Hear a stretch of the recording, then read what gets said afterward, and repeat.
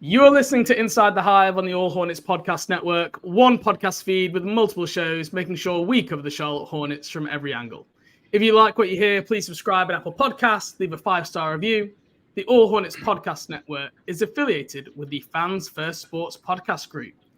Today's show, me and Chase are joined by a very special guest, Terrence Oglesby. You will know him from Hornets Live, from the Field of 68 college basketball podcast, CBS, Fox, ESPN. There's a lot of letters after your name here, Terrence. Terrence, thanks for joining the show. Yeah, none of which are MD, which disappoints my mother. But outside of that, no, it's been a fun couple of years, guys. Thank you for having me. And this year with the Hornets has been an interesting one. It's something different. It's something I'd never done before, but it was a lot of fun and certainly a learning experience. Thank you so much for coming on here, Terrence, from myself as well. I'm sure on top of the Hornets experience our fans have listening to you on the Hornets postgame and pregame show, I mean, we've got a ton of college basketball fans, I'm sure, in North Carolina. So they've probably been intimately familiar with your coverage from Field of 68. I've been following that myself for many years now. So very excited to have you on a podcast today. A lot of fields of expertise that we're going to cover today. Yeah, I'm really – all North Carolina fans, by in general, love me. They love me. I'm hoping to kind of settle some scores with the fact that I work with the Hornets so they can like me a little bit. That's kind of the whole thing.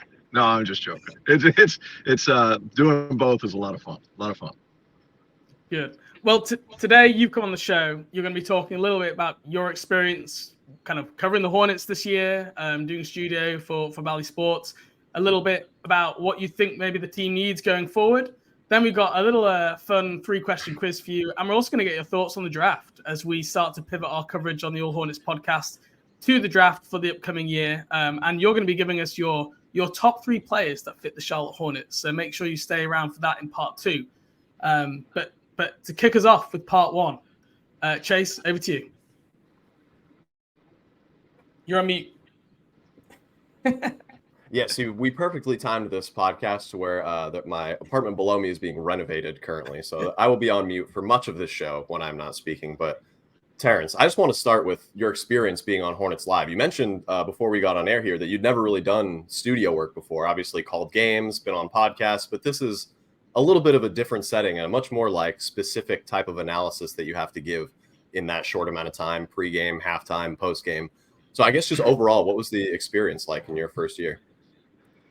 It was a very positive experience. One of the things that people always go back and say, it's not what you do, it's who you do it with. And, Ashley, who I don't know if you guys have had on the podcast before, Ashley Shamity's a superstar. I think she's great. I've worked with Eric Collins before doing college games with Bally whenever they used to have some packages with the ACC. I'd worked with him before, so we had some rapport. Del Curry, obviously, he's as nice as advertised. Some people – they put on a show for the cameras. Dell's not that guy. Dell's that nice, happy-go-lucky guy all the time. And the good part about Del Curry is there's not a whole lot to be sad about because his life's pretty good. Both of his kids have had a terrific career. They've turned into, great people. And, there's some things in Dell's life that, obviously he's very happy about here lately. So everybody is really nice. Eric Kendall, Stephen Daly, everybody in the back of the truck. It's been awesome. And now that I said all that, it was a different year for me. I'd never been on a desk.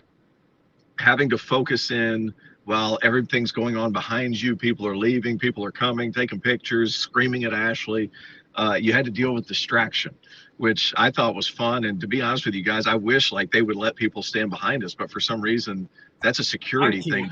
Yeah, that's a security thing. That's not us at Bally. No, we know. This was something that I wrote an open letter. You probably didn't see it, but some of my followers and listeners, and that was one of the things that a lot of people said is why let people go behind if they then just get ushered away? It looks terrible on TV. The little kid thinking, great, I'm going to be on TV. And then someone comes and pushes them away. Yeah. So I know what you mean. That part's gross. And I've asked, but and Ashley's asked, the only problem that we run into is to open the season on game 1, somebody got back there behind and threw up on camera. So, guys, act your age. Don't go back there. We're trying to help people out. Don't go on there and throw up dead center. Like, I got to smell it the rest of the show. Like, this is ridiculous.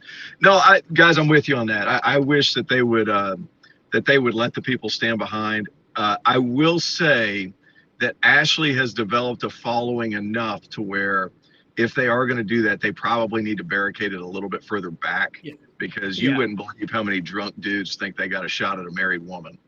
Like, season ticket holders, maybe that's the season ticket holder benefit, right? You get to go, or I don't know, but yeah. Maybe, but no. Here's the thing: like, no, it was a learning experience. I'm not going to sugarcoat it. Like, the Hornets weren't very good this year. For that matter, guys, they were historically bad if you look at the analytics. So as a result of that, you had to find some diamonds in the rough. You had to get creative as far as your presentation. It forced me to do a lot of things that I had never done before. And for that reason, it helped me grow. It helped me do something different. And it gave me that experience of working with the same crew over and over and over again. And to be honest, up to this point, I had never done that. And I thought it was a fun adventure, a fun avenue. We will see what the future holds, because that's still up in the air. But I enjoyed it. It was difficult. It was different. And, the thing is I really enjoy calling games. I really enjoy being a part of the game. Doing that, while I did enjoy it, it took away. I had to turn down 15, 20 games during the course of the season. And that, to me, is, I love doing that stuff. So that was difficult. But would you ever have ambitions to do calling NBA games? I love any kind of games. I love doing any of that stuff. And guys, I'm good at that. I feel like I'm better at calling games than I am doing studio, but that opportunity never presented itself. Dell did all 82 games because Dell is a machine. He is unbelievable. He's a great person. He never gets sick, and he plays golf. So, like, he does it all. But no, I would have interest in doing something like that. I just, the opportunity has never presented itself, and I'm a big believer in being really good where you're at the time that you're there. So while I would have liked to have done that, I wasn't presented with that opportunity. So that's neither here nor there, but it was a fun ordeal being with the Hornets this year. By and large, just a different experience of seeing how they prepare, because people don't know this, but I basically played at every level except for the NBA. Like, I was in the G League, played in Europe for a while. I didn't quite make the Euro League, but like, I flirted around in the Euro Cup with teams that, like, you know what I mean? Like, I've played at every level. I was a big time college guy, and I never got to get to the NBA, and to be able to see that experience from a different angle, kind of what guys go through. It was very unique and very fun, to be honest with you. It was a fun experience. Well, you never quite sunk to the levels of the British Basketball League, Terrence. So I won't say you've played quite at all levels just yet. Hey, my man Dante Grantham is killing over there for London. So he's playing well. That's my guy. Dante Grantham's a great dude. And hey, they're finally investing some money over there in the UK. So that's a good thing. The only problem is the owners 777 Sports, for the follow it, are in all sorts of financial potential trouble for next year. But they're doing well at the moment. You talked about the challenge of covering the season. I guess I think one thing to reflect on, what I liked seeing your coverage was that you were honest and direct, which I think sometimes you don't always get that, right? You get like the presentation of like, oh, well, they just need to play a good fourth quarter when they're down like 25 points again for the third night in a row. And I think that's what I think fans really liked. And I imagine it has to be a hard balance, right? Because you can't be on there being negative, but equally you want to be honest and true to yourself and say things how they are at times. How was finding that balance? Well, I kind of got a little bit of grace because Steve Clifford was so honest and direct. So that was kind of the thing, because like, they call North Carolina Hoop State. Like, this isn't an ignorant fan base. This is a fan base that understands what they're looking at. They understand hoop, and the fact that they kept showing up, guys, is a miracle in itself. So like, they understand what they're looking at. They would see right through the BS, and there's been BS before me apparently, because that's what people had said, that I was a bit refreshing because I would tell the truth. And if they're playing bad, you have to say they're playing bad, or else people just see right through it. And I'm not a big fluff guy. Like, I'm going to tell you what I see, And if I get fired for it, that's okay. That's fine. But like, it's a thing where I don't want to lie to the fans. I'm not going to be overly pessimistic because my job is to keep you watching, basically. So there's a salesmanship portion of this too, while also being direct and explaining the game for what you see it is. So it is a fine line. It is a balance. There have been times this year where after I was done with my segment, I would talk back to my producer and I'd be like, hey, was that a little too harsh? And he'd be like, well, let's see what Steve Clifford say. And then Steve would go on there and just blast it. So it all turned out to be okay because of that. So, that part is difficult because like, guys, there's a certain amount of pride that you take in saying like, hey, I work, I help broadcast the Charlotte Hornets. And you want the Hornets to be good because if the Hornets are good, there's more eyeballs. So like there's a competitive aspect to that. And that's been new to me. So that's kind of the thing where there would be some nights where you could see like arbitrary name, let's throw out there, Bryce McGowan's, who's really young. They would need him to step up in a big time. And he just couldn't. It wasn't that he wasn't trying. It wasn't that it was an effort play. It was just like, come on, guys, like we have to have something. We have to have 8 to 10 points some here by somebody, and they just couldn't get over that hump. And I think that's a lot of those frustrations came from the unwillingness to spend by Jordan, which I think will be changed here soon. And then I also think like, with a rejuvenated franchise, new ownership, Jeff Peterson stepping in the situation, I think it's going to become better. But like I said, to go back to your question, because I tend to ramble, as you guys probably well know, like it is a delicate balance. But I also I can't think the audience is stupid, but I also want to keep the audience there. So it's kind of a yang, right? Like there's a certain balance that you have to play. And I will say, you say that your job is to keep the audience watching. I think you, Ashley, Eric, Dell, that is partly, I think, once you got past game probably 40, that is what people were watching for. So I think you all did a great job on that. Well, I appreciate that. I'm not included on all these Hornets Reddits and all these things. So I know I'm just an ancillary piece. It's very much their show. It is very much Dell, Ashley, and Eric. And like, that's okay with me because being a new guy and just trying to fit my role and fit a part has paid dividends. I think it's paid dividends for the show, and it's also paid dividends for me in terms of experience doing just that. So having watched all these games over the last couple months, Terrence, and having that pro experience yourself, being an analyst at college basketball, pretty much every level of basketball you've played, analyzed, probably gives you a pretty good idea, especially of when you're watching, of what this team may need going forward to improve and bring in more eyeballs. So you guys are one of those broadcast crews that's, not having to make that delicate balance. Is there anything in specific that stood out to you over the course of the year, whether that's like a player in specific or just a style of player or like a philosophical decision that they should change going forward to get this train back on the track here? Well, they need a new training staff. They need to get people in there who are going to take care of the players, and there needs to be some belief between player and some connection with the training staff that can help get guys healthy and play.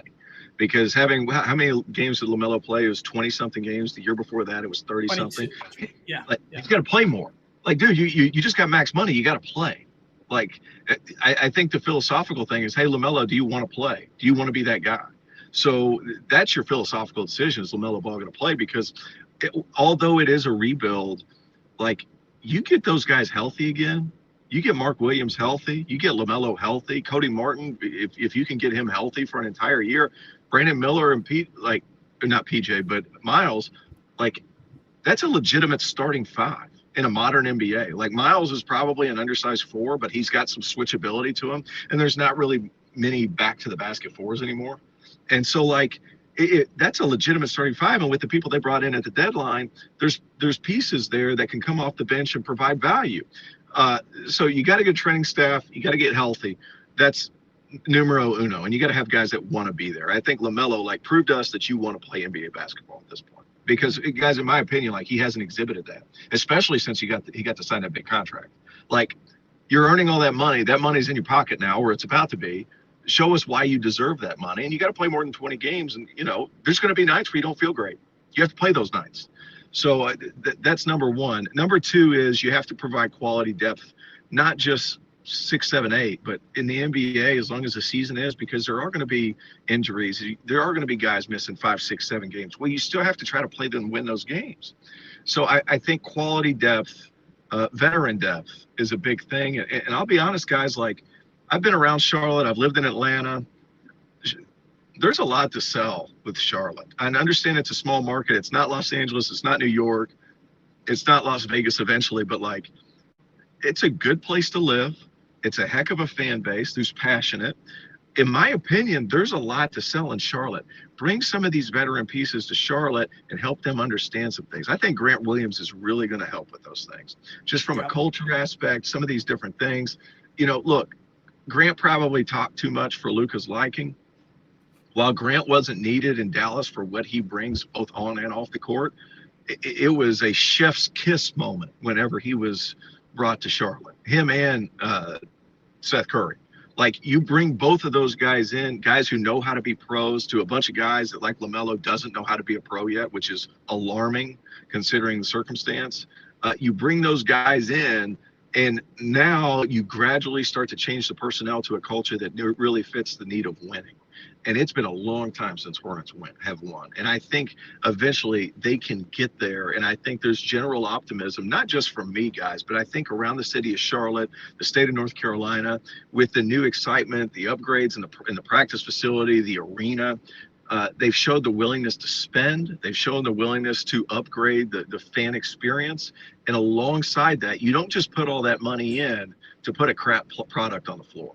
And what's going to end up happening is people are going to end up wanting to come there. And you talk about kind of investing into the team. Obviously, the coaching vacancy is out at the minute. I mean, you will have seen, just like everybody else, the rumored interview names. Are there any kind of names that you are hoping for or keeping out for in this coaching search at the moment? So the Budenholzer thing coming out and saying he's won like $15 million a year. I don't understand that. And here's what you guys are looking at. You're looking at a new franchise that's hiring a lot of new names. And sometimes there's a name out of Boston. I'm not saying I've heard anything because I haven't. But that coach out of Boston who sometimes when things go radio silent, the decision's been made and they're just not telling anybody yet. So I would be shocked if what's the guy's name again? Charles Lee. Charles Lee. I'm having a brain fart because I'm sitting in a parking lot. But but sometimes, in my experience doing college stuff, now this is an NBA experience. This is college stuff. When things go that quiet, typically the decision's already been made, and we're waiting for things to play out. And I think that's okay at this point. There's no need to hurry into a decision. Jeff Peterson's very confident heading into the draft. So. They're going to put together a good team. I would venture to guess that they go younger. That would be my initial guess. And I think Charles Lee is going to be that guy eventually. Not that I've heard anything, but all signs kind of point that direction, not just with that stuff, but to go along with Budenholzer wanting $15 million a year over 7 years. Like, that's just not going to happen. Like, I know they they upped the money for head coaches when Monty signed in Detroit, but look where that got him. So well, exactly. Yeah. Look where that got. So you tough. Think a guy like Bud is going to want to, you're paying you're coming to a place where you're probably not going to win in the first couple of years, tax on that. Whereas he will probably be hoping out for maybe a bigger job, one of these people who falls out of the playoffs. So very interesting. I saw that also report coming out of because Budenholzer was obviously in the mix for the Nets job and there was that report out there. So very interesting. And Charles Lee is the guy. Didn't Jordy get the Nets job already? He did, yeah. But Budenholzer was in contention and then essentially said he wanted a lot of money over a lot of years, was the quote I heard from Brian Lewis, who covers the Nets on the beat. He said he wanted a lot of money over a lot of years, and it was just kind of a non-starter, especially when you're not like a championship team. You're not going to be that in Brooklyn. You're not going to be that in Charlotte. It's one thing if you need that name to like push you over the top, right? But these are two teams that are kind of far away from being anything really relevant. Yeah, no, I agree. I think you get a young guy that he can grow alongside your young players. I think that's a big thing. But you also get a young guy who understands how hard he can push and when he needs to. And that's kind of a tough thing to measure whenever guys have been assistant coaches the whole time, right? So I think Charles Lee gets the job eventually. I could be completely wrong, guys. I want to preface everything I say. I could be completely wrong there. I haven't been told a thing. But the way some of these things usually go is when it gets quiet and there's been a guy who's been rumored to be the front runner and then nobody says anything, that's typically how it goes. And I equate it, and for better or worse, a couple of years ago, Kevin Willard was at Seton Hall and he ends up going to Maryland. Well, the Maryland search went dead silent for 2 months until Seton Hall finished their Big East tournament, and then they also finished their NCAA tournament run. So it was like sometimes the decision's been made. It's just a matter of who that guy's going to be. Understood. I'm curious, just to go back to the season for a little bit. Can you pinpoint maybe a high point or a low point of the season in your role on Hornets Live? Whether it was like a specific moment of time or a game which was like a big win or a perfectly, destructive loss. Was there can you think of that? Anything pop to mind? High point was the trade deadline, without the shadow of a doubt.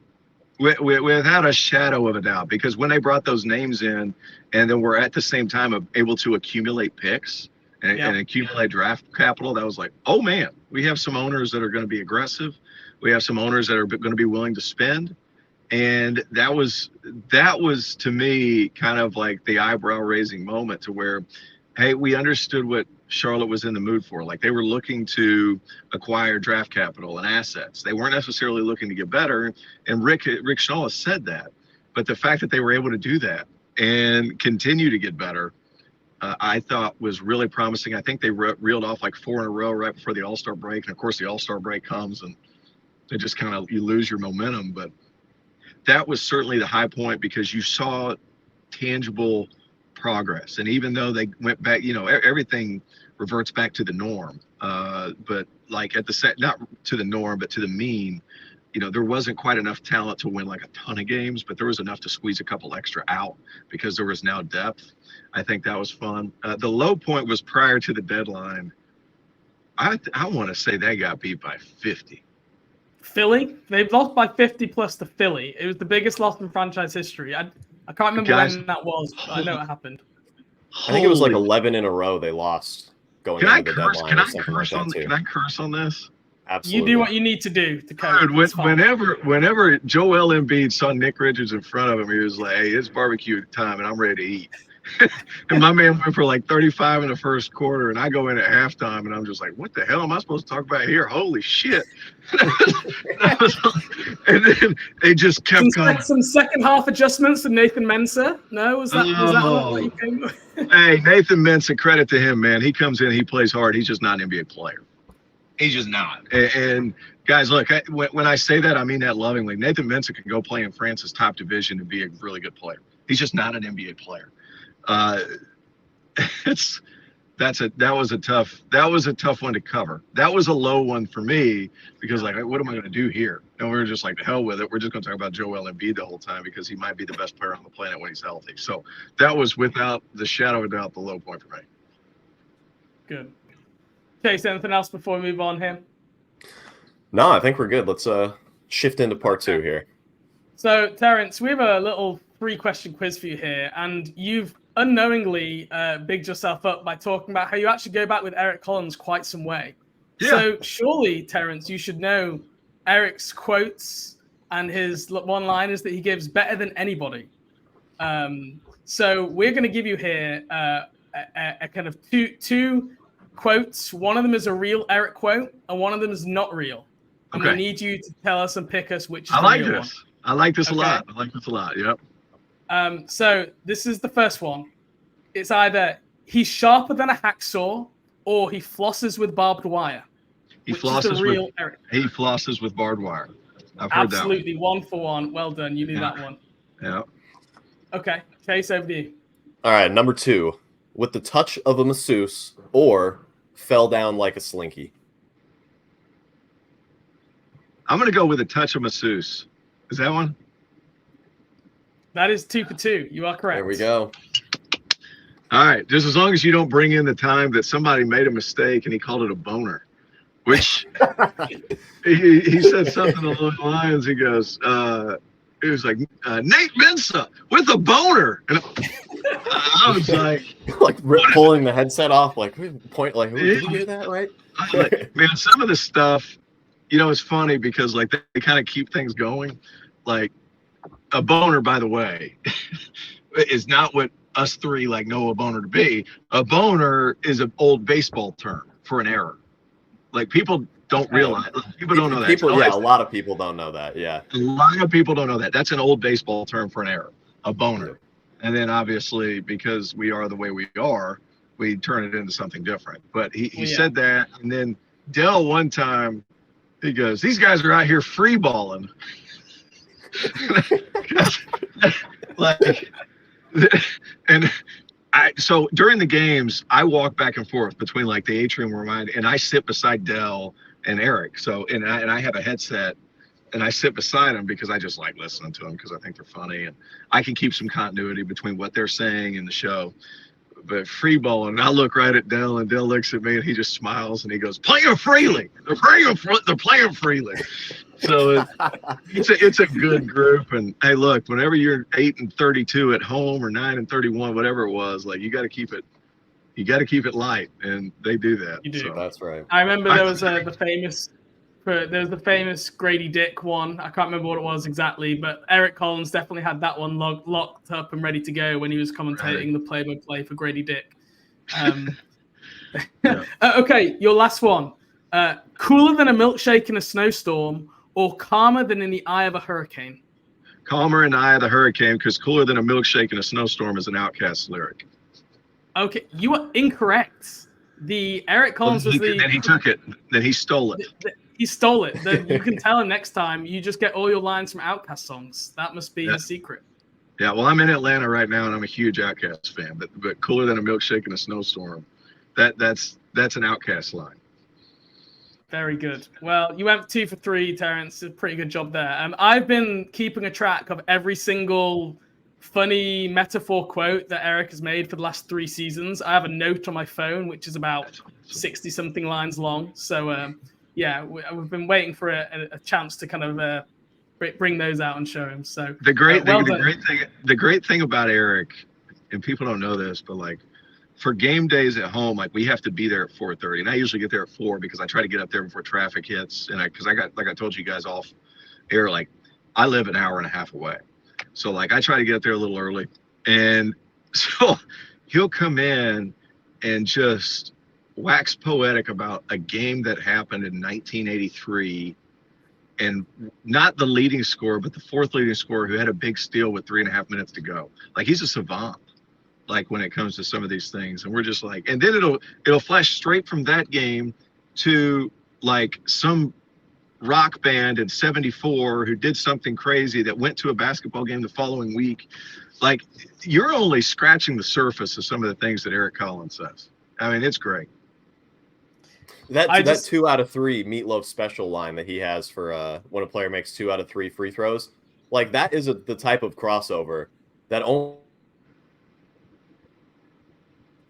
an elite broadcaster can make. Like nobody is pulling references like that out of their head, like at the drop of a hat, but Eric does, and that is why he is as good as he is. Yeah, he is a different guy, and the thing is he's enjoyable for fans to listen to. He can keep it light while things are not so good, and his energy is unmatched. Like we called a Georgetown game last year together in between like some certain things, and some of these I'm not going to say which game it was, but like we won't even be at the venue. We'll be in Charlotte calling it out of a Fox studio, and like somebody will have a dunk and it's just an okay dunk, but he stands up, his chair flies back, screaming and just making it interesting. So it's a joy to work with him. Well, I just hope the Hornets or Bally or whatever broadcast partner is broadcasting games next year can retain Eric, because that would be one of the biggest losses of the offseason if he wasn't able to be back. So fingers crossed. From what I understand, Eric's going to be back. From what I understand, that's not breaking news, but I've never exhale, everybody. Yeah, I don't think. I think the majority of everybody's coming back. Great. Well, that is. I don't know. I don't know that. I don't know everybody's contract situation, but I wasn't told otherwise. So, Okay. I think a lot of the speculation happened when Eric was waxing poetic about how good Ashley is, and she is very good. And she's going to have other opportunities, guys. Like, it was the exact line that made me worry was when he went, "We have to make sure we savor every single moment that we get with Ashley Shabadi," and that's the one where I was like, why are we savoring the moment? What's going on here? Like, why do we have to savor these moments so much? She's talented. Ashley's gonna get paid, man. Like she deserves to get paid. She's really good. She's grown into that role so well. And people don't know this. Ashley's like 6 feet tall, so like it doesn't look weird whenever she's like interviewing players and stuff. And unfortunately, no, because when I went to a Hornets game a few years ago, I was sat on the seat literally next to Ashley, where she sits in the corner. I was in like the corner seat in the railing, and she stood up, and I was like, "Oh, Ashley's tall." She's tall. She's tall. Yeah. It shocked me too. She's almost as tall as I am, but she's really good. She's going to get paid, and I think there's something to be said for like, hey, she needs to do the responsible thing and make sure there's nothing else available. And as far as her contract situation, I'm not even going to dive into that, but I don't know exactly the play there, but I know she's very talented, and people like Ashley are very coveted in this industry. Yeah.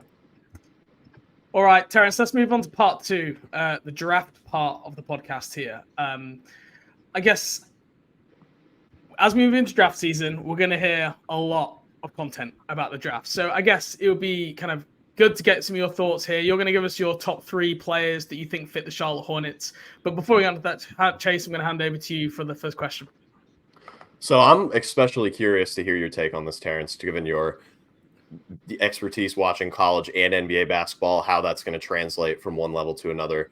The narrative on this draft is not positive, to put it lightly, especially at the top. It's not really viewed as a draft that's going to turn any real all-NBA or perennial all-NBA guys. Definitely not a Wemby, a Brandon Miller, Scoot, Chet Holmgren that we've gotten the last couple of years, at least from what we can tell now.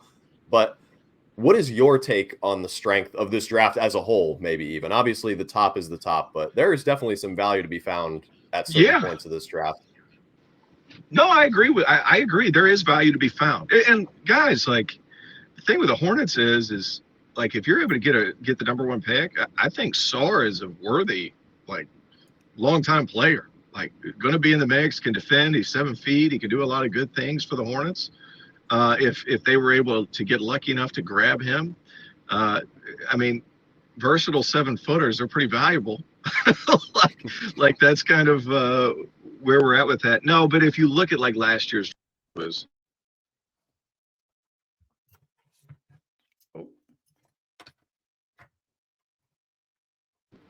You guys there? Sorry, my mom called. It's just typical. Sorry, we can edit it out. Just start your point again, and we'll just edit it in. You'll never know.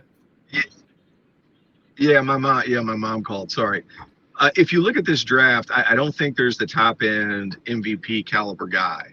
But what I do think is there's a lot of guys kind of in that CJ McCollum, Kirk Heinrich, long-time high-end role players, if you will. There are pieces that will play 10 to 12, 15 years in the NBA.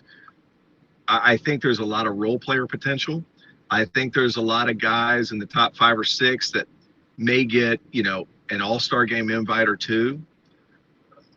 That's possible. But I think, and quite frankly, guys, and I love that saying, quite frankly, like where I think Charlotte needs value is in those ancillary pieces. Well, I think this draft provides that. It doesn't have a Wemby. It doesn't have a Brandon Miller. It has a lot of really, really good players. And you also need really, really good players to win, right? So that's kind of where I'm at as far as this draft is concerned. I think there's a lot of good players. I don't necessarily think there's a ton of greatness. And I hate the fact that everybody's saying, well, it's just a terrible draft. It's a terrible draft. That's fine. As far as superstar power is concerned, yes, that is the case. As far as just not having NBA players, that's wrong, because there are a lot of good players. It's certainly interesting. You mentioned about Alex Sarr there. So I think I probably have Alex Sarr ranked number 1 at the moment as well. I have 2 questions though, which I'm still wrestling with, right? Is one, like, will the shot ever come online? Is this a skilled stretch 7'2" guy, or is this a person like the shot is something that will never ever translate to NBA level? And then, like, is he going to be able to play the 5? Is he going to be able to play center? Like, his defensive rebounding production is not good at all, and he plays like a lot of power forward, center. There's a lot of debate around that. So that's kind of like, because if he can play the 5 and then he can shoot, then I think he's a no-brainer number 1 pick, because he can switch, he can defend. He's got some touch. What are your thoughts on those elements of Sarr around, kind of like from what you've been able to see? Well, ideally he's a 4. He's a 7'2" 4, because he's thin around the waist. He moves really well. Yeah. He's got long arms, broad shoulders, built similarly to Mark Williams, but just not like, they're just not very wide humans. He's more of a skill guy than he is a power guy. So, the center position is very difficult in the NBA right now. The game has switched back to going big, by and large, and people are finding creative ways to get their 5s involved, even though they're not necessarily scorers. So you have to have that position. My biggest concern is I don't think he's ever going to be big and wide and really tough enough to be physical with a Jokic or point of attack guy with Joel Embiid, because he could just beat you in so many different ways. He's not this big bulky guy.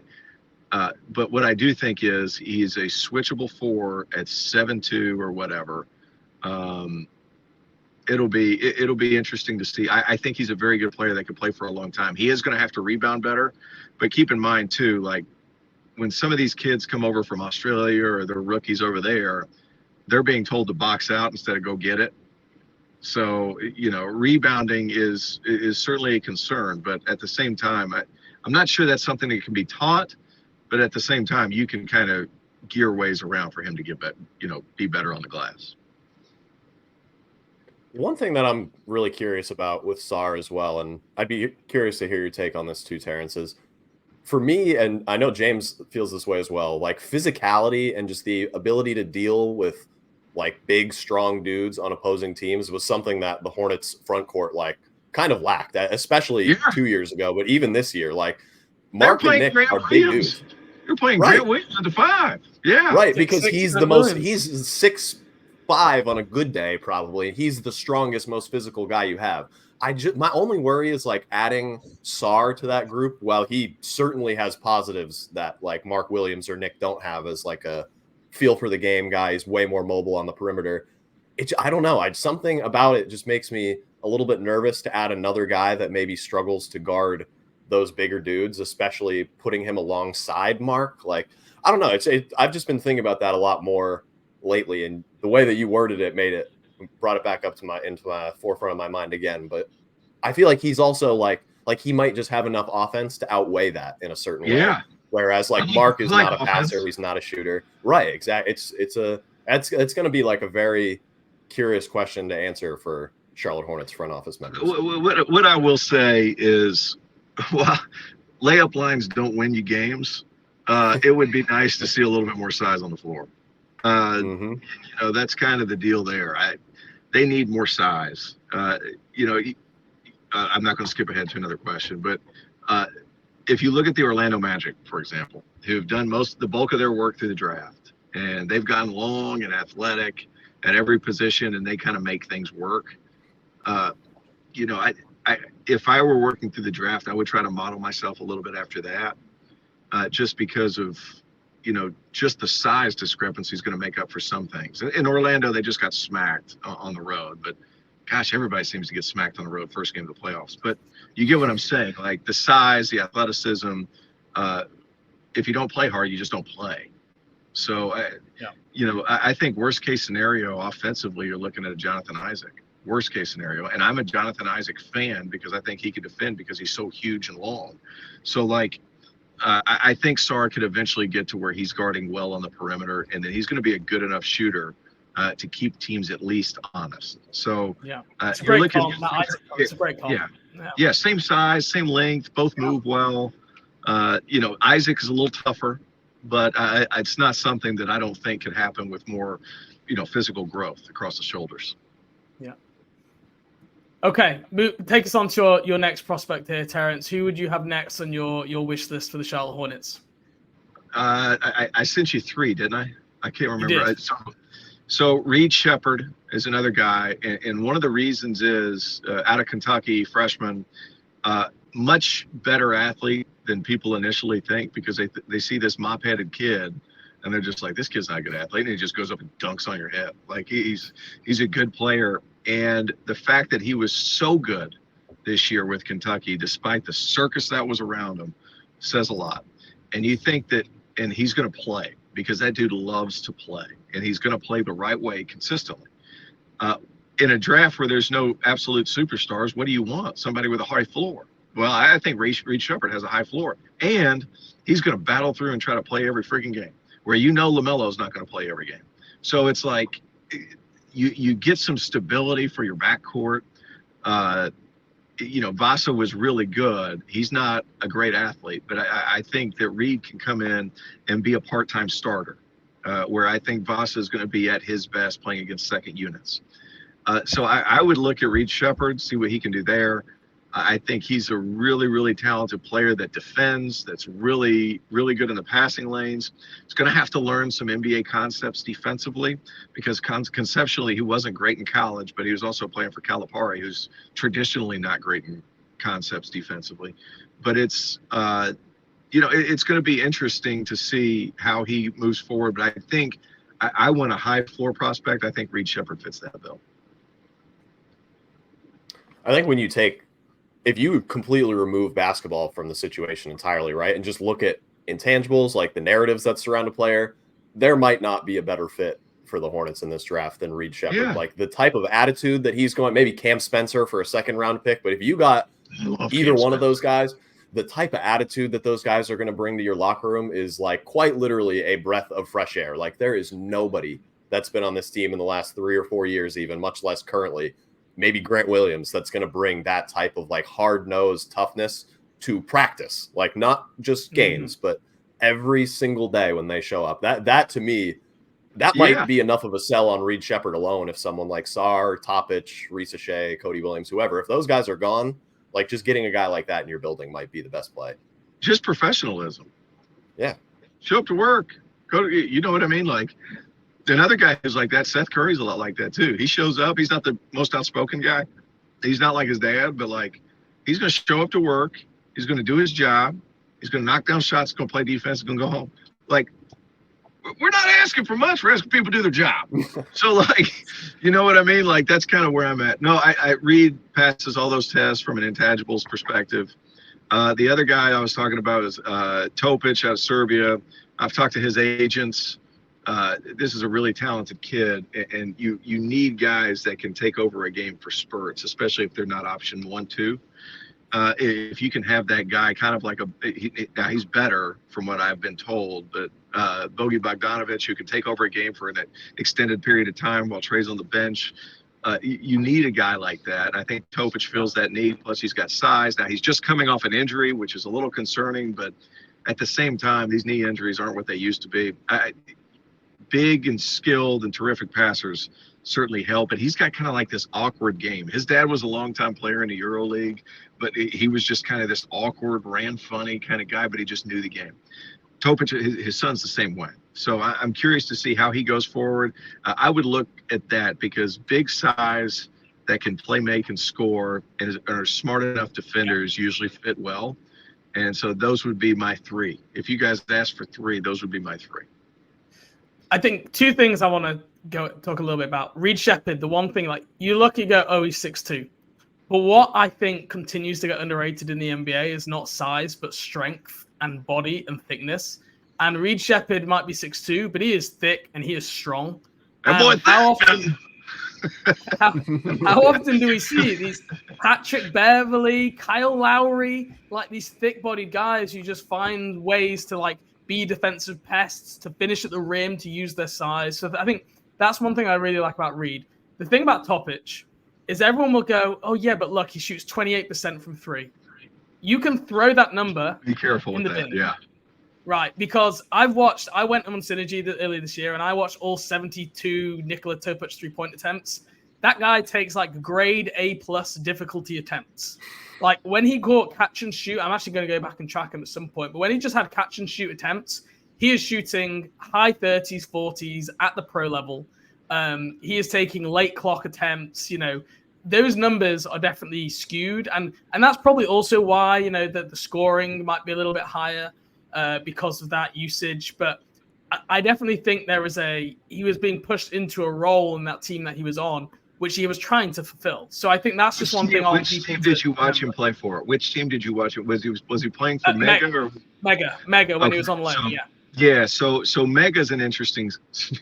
That's an interesting thing. So that's with a lot of young players, and they let those guys spread their wings, especially their top picks.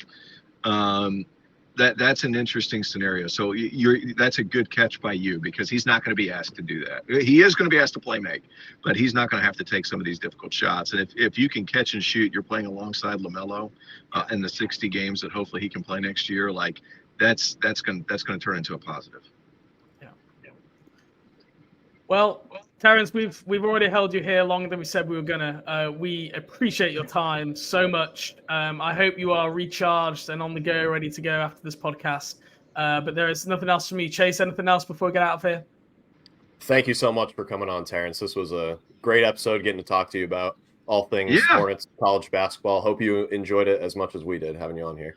Yeah, absolutely. I'm glad somebody's getting their apartment renovated right beside you. So that's good. Yeah, right. They picked the perfect time.